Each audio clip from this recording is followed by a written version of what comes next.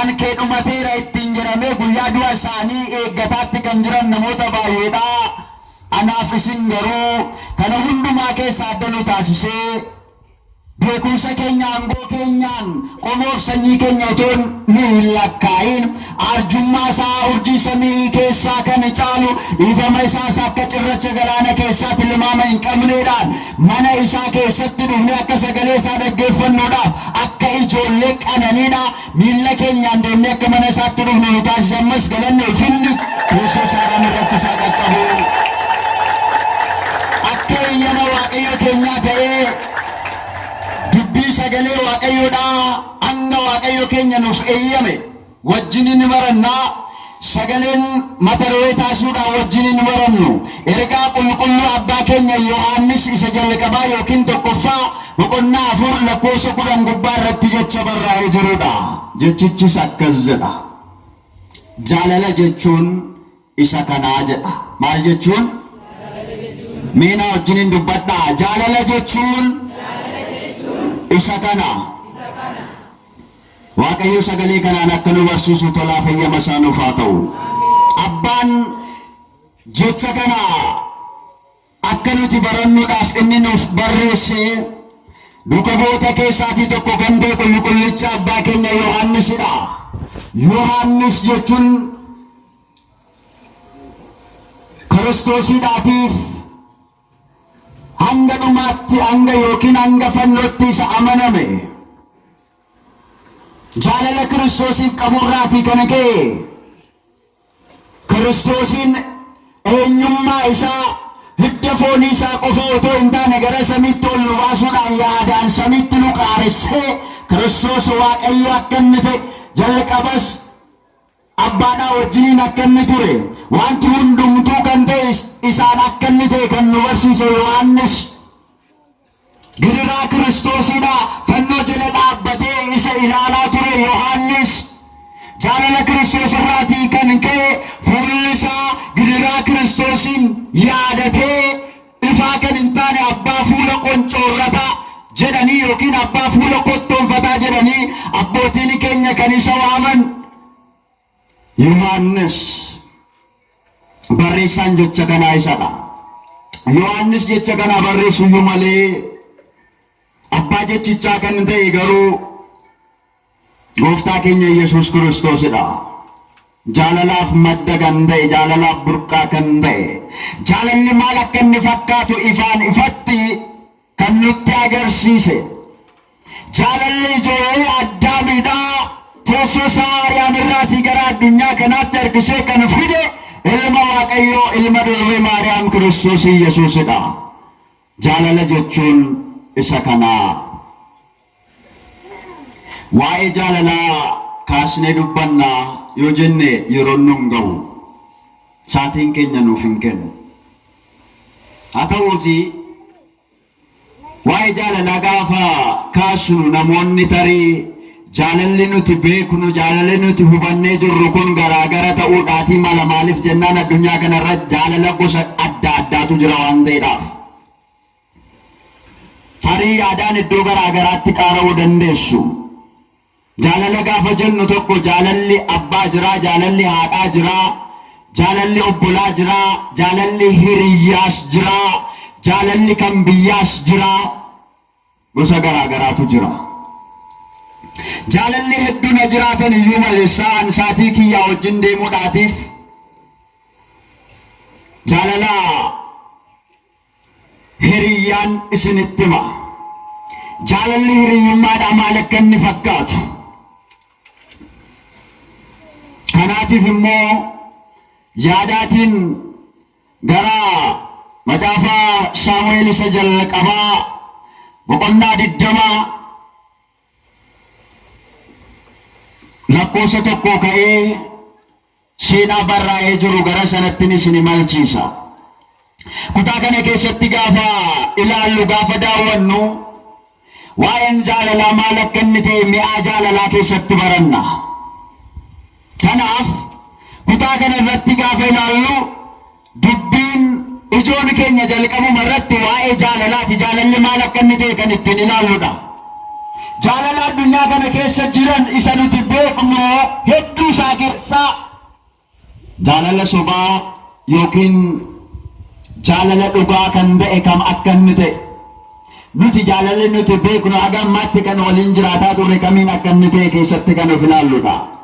Egaa tokkoffaa Saamu'eel kana gubbaa gaafa ilaallu boqonnaa 20 irratti jaalala mi'aawaa kan ta'e jaalala Daawitiidhaaf Yoonaataaniin agarra. Jaalalli Yoonaataaniidhaaf jaalalli Daawit kun jaalala ba'eessa ta'edha. Jaalala gaarii kan ta'edha. Jaalala urgaan jaalala isaatiif waliin san kan nama hawwatu kan ofitti nama harkisudha. Jaalalli isaanii jaroota kana lamaan gidduutu jaalala addaa jira. Daawitiif Yoonaataan gidduu. Jaroonni kun hiriyaa waliiti. Jaalala adda ta'es kan waliif qabanidha saba Waaqayyoo. Isin ajaa'iba akka lubbuu isaaniitti illee wal jaallatu. Akka maalitti wal jaallatu? Akka maalitti? Akka lubbuu isaaniitti kan wal jaallatanidha. Jaalalli Yoonaataaniidhaaf Daawiti jaalala isaa amma bara keenyaa kana miti. Tarii waa'ee jaalalaa kana gaafa kaasu isin jaalala isa bara keenyaa kana ilaaltanii akkuma salabaatti tilmaamuu dandeessu. Akkasii miti. Jaalala isa bara keenyaa kana wajjin walitti hin fidinaa. Jaalala isinitti himaa jiru kana isarraatii addadha. Jaalalli Yoonaataaniidhaaf Daawit gidduu jiru jaalala ajaa'iba kan ta'edha. Jaalalli inni bara keenyaa fuulduraan wajjin nyaachaa duubaan isa wal nyaachisanidha. Isa beektu miti? Ani isa isinitti himaatti hin jiru. Jaalalli inni bara keenyaadha. Fuulduraan wal lungachaa karaa duubaatiin immoo isa wal ciniinsisanidha. Lakki an jaalala kana isinitti himaatti hin jiru. Jaalalli inni bara keenyaa fuulduraan walitti kokkolfaa karaa duubaatiin immoo boolla isa walii qotanidha. Jaalallan amma isinitti himuuf jedhu isa kana miti. Adaraa keessan jaalalan isinitti himaa jiru kana jaalala isa bara ammaa kana wajjin walitti na jalaa hin fidina. Jaalalichi gargaridhaati. Jaalalli isaanii adda kan ta'edha. Daawit jaalala isaan gidduu jiru kana ibsuudhaaf gaafa ta'u jecha dhabee yeroo inni rakkatu ilaalla. Daawit jaalala isaanii kana ibsuudhaatiif yeroo inni rakkatu agarra. Akkas jedha. Yoonaataan obboleessa koo ansiif baay'een gaddaa jedha Daawit. Yoonaataan obboleessa koo ansiif baay'een gaddaa. Baay'ee si nama mararta turte. Jaalalli ati na jaallatte jaalala dubartootaa caala dinqisiisaa ture jedha. Maal ture? Dinqisiisaa ture jedha. Lammaffaa Saamu'eel boqonnaan 1 lakkoofsi 26. Jaalalli ati na jaallattu jaalala ati na jaallataatiin turte jaalala isa kan dubartootaatiin caalaatti dinqisiisaa ture jedhee dubbata. Dhuguma Yoonaataan Daawitiidhaan baay'eedha kan inni isa jaallatu. Jaalalli isaa adda ture. Inumaayyuu Daawit Yoonaataan Daawitiin kan inni jaallatu akka lubbuu isaatiitti ture. Akka maalitti ture? Akka lubbuu isaatti jaallata. Bakka kanattis yeroo baay'ee jaalala sobaatiin gaafa namoonni ittiin wal waaman hin agarra. An akka lubbuu kottan si jaalladha. Keessumaayyuu immoo qeerroof qarree gidduutti jecha. An akka lubbuu kottan si jaalladha. Si malee jiraachuu hin danda'u. Akkasidha miti. Akka lubbuu kottiitti si jaalladha. Akka lubbuu kottan si mararsiifadha. Yeroo tokko tokko immoo darbee an si dhabee jennaan midhaanuu nyaachuu hin danda'u. Asi malee midhaanuyyuu gadi naa bu'uu hin danda'u. Biddeeni ija lama biddeeni ija tokko irratti irra buusa kan qabutu nyaatanii ansi malee biddeeni laphee koorraa gannan bu'uu kan jedhan jiru. Akkas miti jettaniin beektanii warra sirraan jirtan. Jaalalli bara keenyaa jaalala akkasiiti. Si malee jiraachuu hin danda'u. Jalqaba gaafa gara bultiitti seenamu yookiin gara gaa'ilaatti gaafa seenamu dargaggeessi tokkoof dargaggeettiin tokko gaafa walitti dhufani ajaa'ibadha. Jechi maqaa jaalalaatiin dubbatamu. yoo akka carraa gaafa jalqabaa walitti dhufanii utuma wajjin deemaatti jiranii akka carraa yoo isheen gufuun ishee rukute anaan bakka kee anaan naa rukutu bakka kee anaan naa cabsu akkas jedhama. Garuu waggaa tokkoof lama booddee jechi sun faallaa ta'e argama. Alana erga waliin bubbulanii booddee waggaa tokkoof lama booddee erga waliin mi'aa bultiidhaa waliin imalanii deemsa bultiidhaa waliin eegalanii booddee utuu waliin deemaatti jiranii yoo isheen akka carraa gufuun rukutee gufattee cabiyyeedha ilaallatteen deemtuudha akkasidha. Jalqaba yeroo walitti dhufanii jaalalli isaanii irra keessa irra dibaadha waan ta'eedhaatiif gaafa isheen dhukkubsattee siree irra ciistu kan aadu isadha. Kan dhukkubsatu eenyudha? Kan aadu immoo isadha. Jaalala jalqabaa. Gaafa kutaa waajjira isaatii dirree hojii garaagaraatti bobba'ee gaafa dhufee manatti galu dhukkubsattee ciisti bira taa'ee aada anaan kan jedhu isadha. Kan dhukkubsatu garuu isheedha. Yeroo muraasa booddee jaalalli isaanii utuu hir'isuu utuu gadi bu'uu gaafa deemu waggaa tokkoof lama gaasana gidduu innumti yoo baay'atedha. Amma kana erga imalanii booddee kutaa dirree hojii isaatii kan mootummaa ta'u miti mootummaas kan dhuunfaas haa ta'u hojjetee oolee gara manaatti gaafa inni galu isheen dhukkubsattee siree irra ciistee maal taate maaliif natti aaddaa'edha. Kanaan dura isatu aadaa fi ture. Har'a garuu aada isheedhaa dhaggeeffachuu yeroo itti dadhabutu jira. Jaalala sabara kanaan isin yaadachiisuu fedheeni garuu isin wallaaltanii miti. Jaalalli Yoonaataan Daawitiin jaallatu garuu akka kana miti. Akka lubbuu isaatiitti kan jaallatu ture. Kitaabni qulqulluun akkas jedha tokkoffaa Saamu'eel boqonnaa 20:17 gubbaa irratti Daawit Yoonaataaniidhaan ati akka lubbuu keetitti na jaallatta turteedha. Akka maal keetitti? Akka lubbuu keetitti maaloo akka lubbuu keenyaatti akka wal jaallannu tolaa fayyama Waaqayyoo keenyaa nuuf haa ta'u. Maaloo bara keenya kana keessa akka lubbuu keenyaatti akka nuti waliin jaallanneef wanti nu daangesse maaltu jira? Jaalalli kan keenya akka kan Daawitiidhaaf Yoonaataan akka hin taaneedhaatiif wanti nu daangesse maalidha? Riyaan riyaa isaa obboleessi obboleessa isaa akka hin jaallanneedhaaf saba Waaqayyoo akka Daawitiif akka Yoonaataanitti akka nuti waliin jaallanneedhaatiif karaa uumaadhaan wanti nutti irratti jiraa? Maaloo dubbadhaa jiraa?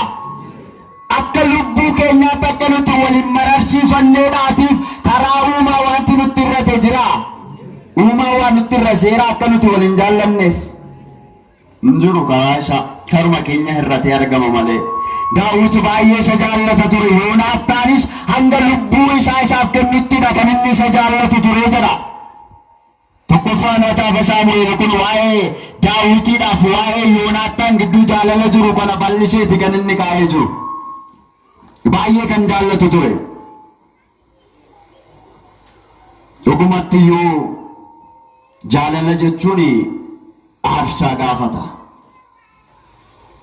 Jaalalli inni dhugaan isuma dhugaasaa aarsaa waliif kennuu gaafata. Aarsaa waliif kaffaluu gaafata saba Waaqayyoo.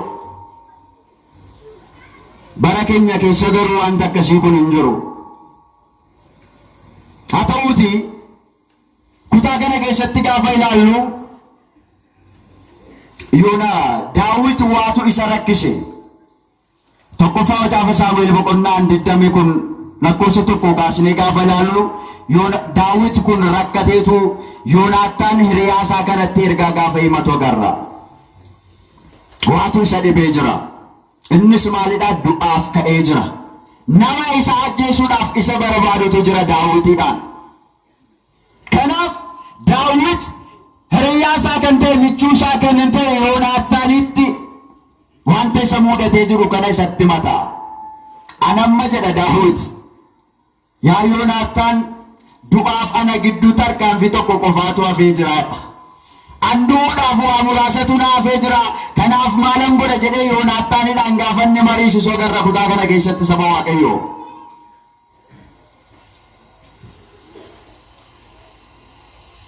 Kanaaf Yoonaataan yeroo inni mala isaaf malu hiriyaa isaa akka lubbuutti jaallatu waan ta'eedhaatiif mala isaaf mala. Akka lubbuun isaa oolutti isaaf mala jecha. Kanaaf yeroo waadaa walii galan illee jecha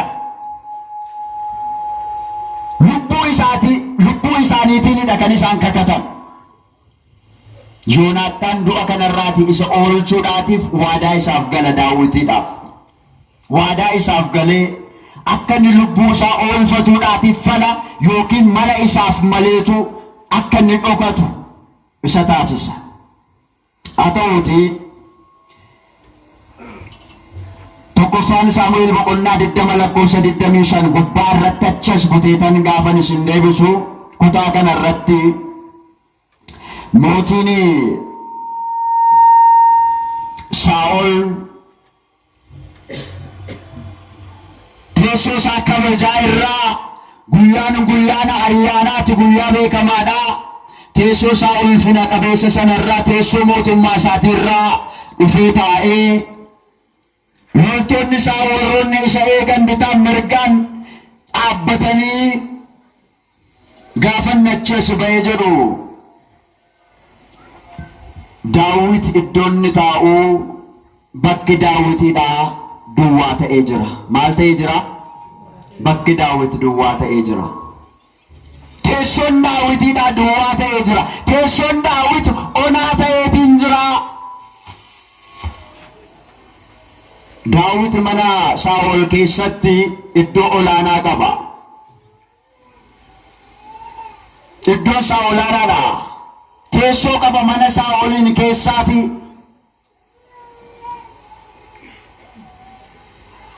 Mootichi iddoo qabatee, mootichi iddoo isaa ho'ifatee taa'ee jira.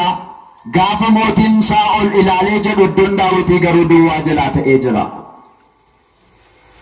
Bakki Daawit onee jira. Daawit garuu teessoo sanarra hin jiru. Daawit maal ta'e teessoo sanarra akka inni hin teenye kan isa taasise? Teessoon Daawitii duwwaa akka inni ta'uudhaaf maaltu sababa ta'e? Daawit teessoo isaa kabajaarra akka inni hin teenyedhaan wanti isa daangesse maaltu jira?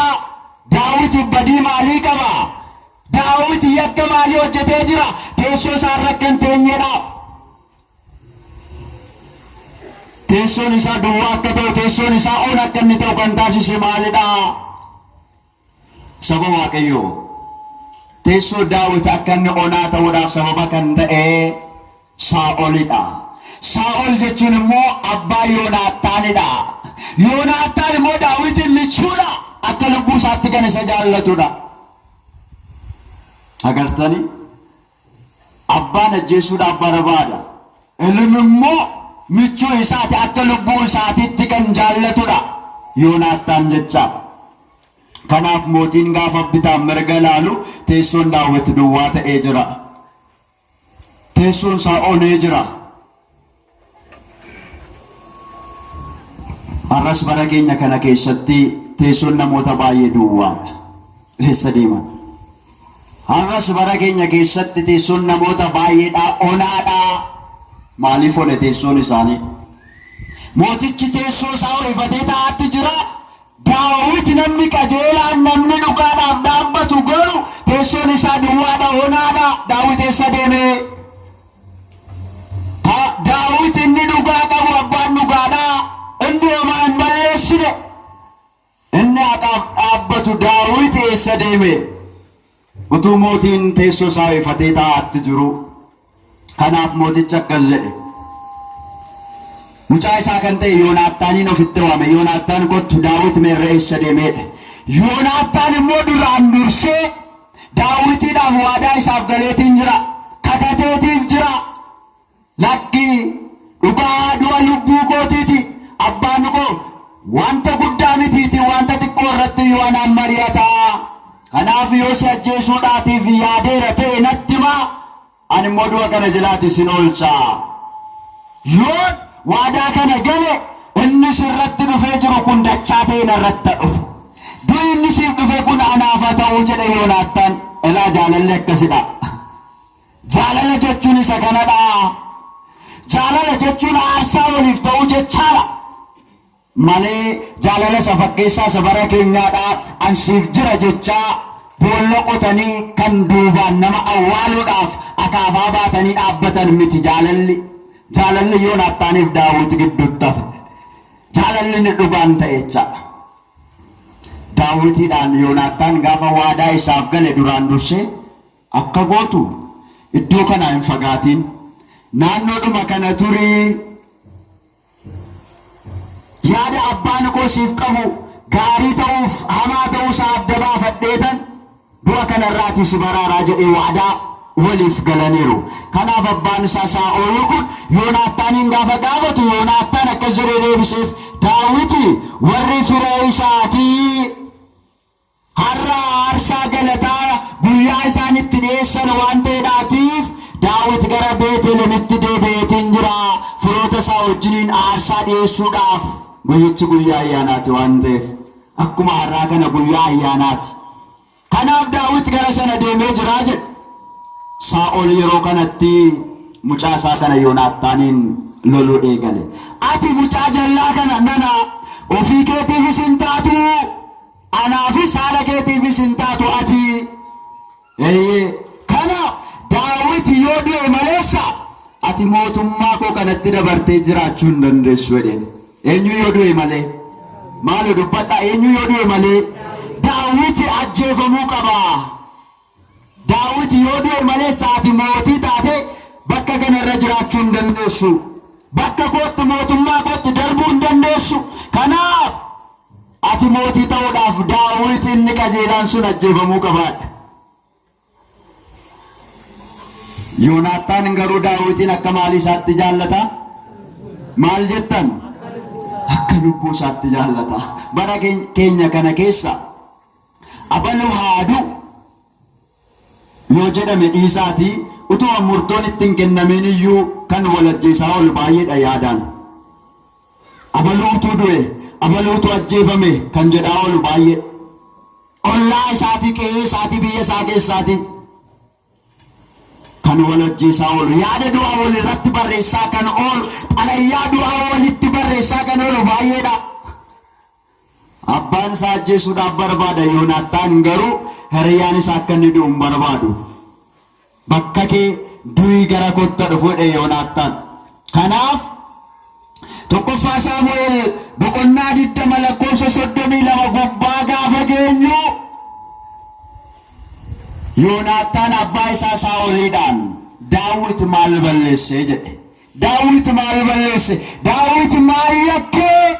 Badiin isaa maalidha? Maaliif ajjeefamaa? Maaliif maal ta'a? Maaliif ajjeefamaadha? Jaalala jechuun isa kana. Jaalala jechuun fuuldura mootii dhaabbatanii waa'ee lubbuutiif waliif dhaabbachuu waliif falmuu jechuudha. Jaalala jechuun akkasii. Tarii nutti ulfaachuu danda'a waan akkasii. Maaliif nuti jaalala dhugaa kanatti badaa itti siqnee waan waliin barreedhaatiif. Yoonaataan abbaa isaa fuuldura dhaabbatee mootii fuuldura dhaabbatee badiin Daawit maalidha? Daawit maal balleessee maaliif ajjeefamaa jedheetu abbaa isaatti deebiseedha. Abbaan isaa Saa'ol aarii irraatii kan kee eeboo qara qabu fuudheetu Yoonaataanitti darbatee jedha. Yoonaanitti maal godhe? Yoonaataanitti darbatee jedha. Jaalala jechuun akkasidha. Aarsaa kan gaafatu jaalalli dhugaan akkasidha. Jaalala dhugaa jechuun immoo aarsaa waliif kaffaluu jechaadha. Ansiifan du'aa ansiifan gaggabaa isa jennu arraba keenyaan dhadhaa dimnee isa dubbannu miti dubbiin. Jaalala jechuun aarsaa kan gaafatudha. Hanga fuuldura mootitti haa ta'u gidiraa fudhachuudha waliif.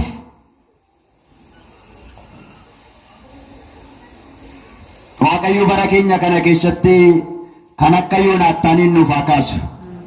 Amma bara keenya kana keessattitu kan akka Yoonaataaniin nu barbaachisa. Maal godhe maal balleesse namni kun maaliif ajjeefamaa nama jedhu kan akka Yoonaataan nu barbaachisan jedhe bara keenya keessa. Namoota akka Yoonaataanii garuu dhabamanii jiru. Namoonni akka Yoonaataan hin jiranii. Kan nu barbaachisu garuu kan akka Yoonaataanidha. Isa jaalalaaf aarsaa kennu fuuldura mootii dhaabbatee maal balleesse maal yakkee jedhee waa'ee keenyaatiif isa dubbatu kan akka Yoonaataaniin nu barbaachisa. Waaqayyo kan akka Yoonaataaniin nuuf haa kaasu. isa akka Yoonaataan fuuldura mootii dhaabbatee waa'ee keenyaaf waa'ee lubbuu keenyaatiif dubbatu Waaqayyo nuuf haa kaasu. Egaa saba Waaqayyo Daawit teessoon isaa onee jira, teessoon isaa duwwaadha. Mootichi garuu teessoo isaa ifatee taa'ee jira. Namoonni baay'een dhugaatuu baatanii utuu dhugaadhaaf dhaabbatanii namni isaanii oneera, golli isaanii oreera, onee jira, qe'een isaanii maatiin isaanii onaa. Waaqayyo gara teessoo isaaniitti isaan adeebisu. Warra dhugaa barbaadan hin jedhe, warra akka Daawitii dhugaa barbaacha godaana, warra akka Daawit dhugaa utuu baatanii jiranidha. Teessoon isaanii onee jiru, teessoon isaanii duwwaa ta'ee jiru. Sarareetiin irratti kan mana ijaarrattee jirtu kan akka Daawit gara teessoo isaaniitti akka deebi'an eeyyama Waaqayyo haa ta'u. Kanaaf saba Waaqayyo Yoonaataan kun jaalala Daawitiif qabu irraatii kan ka'e Daawitiidhaaf aarsaa aga kanaati kan inni kaffale. Hanga abbaan isaa Saa'ol eeboo itti darbatee isa waraanuudhaaf itti darbatuttidha aarsaa jaalalaaf inni kaffale jechaadha. Isatti argamanni bara kana keessa inni abbaan utuu ajjeesuuf barbaadu ilmi lakkii du'uun qabu kan jedhu bara kana keessa isatti argama. Gola kamitti barbaadamee argama namni akkanaa? Namni lubbuudhaaf dhaabbatu, namni lubbuudhaatiif falmu, namni dhugaadhaaf dhaabbatu, dhugaan hin du'in, dhugaan hin jallatin kan jedhu bara kana keessatti isatti argama. Yoo Yoonaataaniin ta'e malee Waaqayyo immoo kan akka Yoonaataaniidhaan nuuf haa kaasu. Yoonaataan Daawitiin kan inni jaallateef saba Waaqayyo fira wanta ta'aniidhaaf miti, firummaa walirraatii hin qaban. Nuti silaa bara keenya kana keessatti yoo walitti siqne sumayyuu ammuma ta'eyyuu yoo kan walitti siqnu ta'e, yoo kan wal barbaannu ta'e, yoo kan waliif dubbannu yoo ta'e qomoodhaaf sanyii keenya lakkoofnee jaan kan walitti siqnu, kan wal barbaannu, kan waliif dubbannu. Yoonaataan kanaaf miti, fira waan ta'aniidhaaf miti, qomoo tokko wanta ta'aniidhaaf miti kan isaan wal jaallatan. Kan Yoonaataan Daawitiin jaallate sababni isaa Daawittu nama qajeelaadha, Daawittu nama dhugaati. Kanaafidha kan inni isa jaallate. Tokkoffaa Saamu'eel boqonnaa 20:42 gubbaa irratti barraa'ee jira. Yoonaataan Daawitiin kan jaallate waan firooma ta'aniif otoo hin taane Daawit nama qajeelaa, nama dhugaadhaaf dhaabbatu wanta ta'eedhaafidha. Kanaaf isa jaallate. Jaalalli isaa immoo isa sobaa, isa irra dibaa miti, isa fakkeessan miti, jaalala dhugaati kan aarsaa waliif kaffaluu hin danda'amu jechaadha.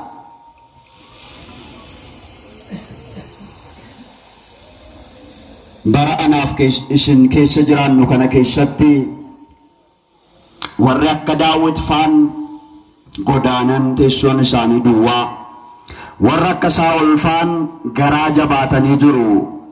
Waaqayyo immoo kan akka Yoonaataaniidhaan nuuf haa kaasu. Kan akka eenyu nuuf haa kaasu?